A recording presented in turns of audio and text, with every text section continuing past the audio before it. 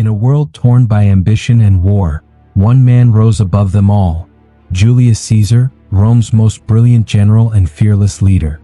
Through courage and cunning, Caesar conquered Gaul, turning enemies into slaves and victories into glory that shook the Republic. When Caesar returned to Rome, he was no longer just a general.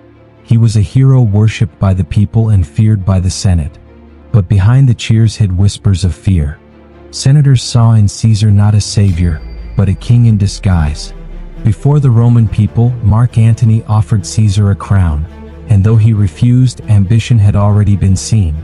The Senate trembled, for Rome had bled to escape kings, and now one man threatened to rule forever. Yet Caesar dreamed of a world united under Rome, an empire without end, led by his vision and his name. The soothsayer warned him, "Beware the Ides of March." But Caesar, proud and defiant, laughed at fate. As Caesar's power grew, so did the hatred. A secret alliance of senators plotted to save Rome by killing its greatest son. Among them was Brutus, Caesar's friend, his student, his son in spirit, now torn between loyalty and Rome. On the eve of the Ides, Caesar's wife Calpurnia begged him not to go. She had seen blood in her dreams.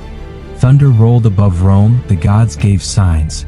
Yet Caesar, believing himself immortal, ignored them all. March 15th dawned with golden light, the day history would never forget. Inside Pompey's theater, the Senate assembled, their faces masks of calm, their hearts burning with fear. As Caesar took his seat, the conspirators surrounded him, daggers hidden beneath togas, fate closing in. Suddenly, a dagger flashed, and Rome's greatest man gasped in disbelief as betrayal cut deeper than any blade. One by one, the daggers rose, steel flashing under torchlight, and the Senate chamber erupted into chaos. Caesar fought back fiercely, his robe drenched in blood, still the warrior he had always been. Then through the madness stepped Brutus, his most trusted ally, dagger trembling in his hand. Caesar's voice broke the silence, "Et tu, Brute?" And with those words, Rome's heart stopped beating. The great Caesar fell beneath the statue of Pompey, the man he once defeated, as if the gods themselves mocked his end. The chamber grew silent. The mighty had fallen, and with him, the Republic's last hope of peace. The assassins raised their hands, shouting liberty for Rome. Yet in their eyes flickered fear, not triumph. When word spread through the streets, Rome did not cheer, it trembled.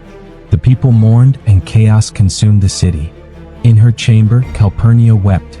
Her nightmare had come true, and her heart lay dead on the Senate floor. Brutus stood before the Roman crowd, declaring he loved Caesar but loved Rome more. But the people's hearts burned with sorrow, and the spark of vengeance began to rise.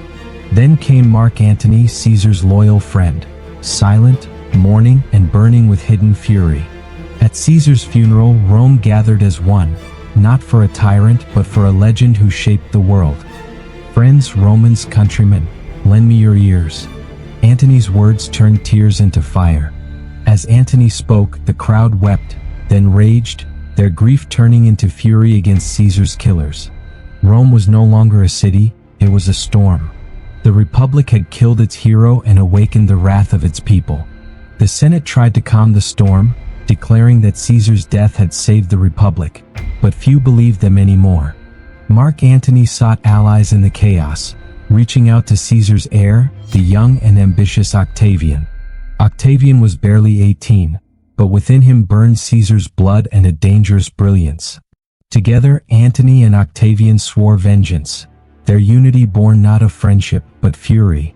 Meanwhile, Brutus and Cassius fled east, their names now cursed in every Roman street. The dream of peace was dead. Once again, Rome prepared for civil war, Roman against Roman. Some whispered that Caesar's spirit haunted the battlefield, watching as vengeance consumed his beloved Republic. At Philippi, the final reckoning came. Antony and Octavian faced Brutus and Cassius in a fight that would decide Rome's fate. Brutus fought bravely, but defeat closed in. The gods had chosen Caesar's heirs. Rather than be captured, Brutus fell upon his own sword, ending his life with honor but no victory. Caesar was gone, yet his vengeance was complete. His killers were dead, and his name echoed across the world. But peace did not return. Octavian now sought power for himself, a new ruler rising from the ashes of the Republic. The Republic had died with Caesar. What rose in its place was an empire. Octavian would soon be called Augustus, the first emperor of Rome, heir to Caesar's destiny. Caesar's death had changed everything. Betrayal had not saved the Republic. It had built an empire. From kings to republic and from republic to empire, Rome's story reminds us, power never dies, it only changes hands. Even years after his death, the Roman people still mourned Caesar, their fallen hero who had promised them greatness. Caesar was declared a god, his temple rising at the heart of Rome, a monument to both power and mortality. One night, a great comet blazed across the sky. The people said it was Caesar's soul, ascending to the heavens. Mark Antony's thirst for power soon clashed with Octavian's ambition. Brotherhood turned to rivalry once again. In Egypt, Antony found love and power in the arms of Cleopatra, the queen who defied empires. But love became weakness. Octavian declared Antony a traitor, and Rome prepared for its final civil war. At Actium, Rome's destiny was sealed.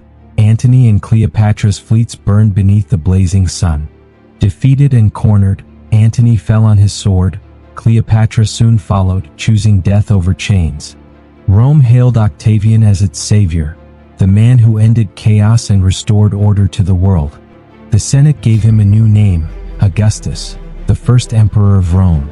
From Caesar's blood, an empire was born, an empire that would rule for centuries.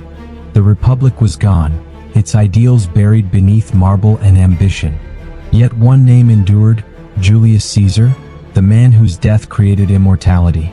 From betrayal rose destiny, and from death the eternal Roman Empire. Power never fades, it merely changes hands, waiting for the next Caesar to rise. And so, the world remembers, not just the fall of a man but the birth of an empire.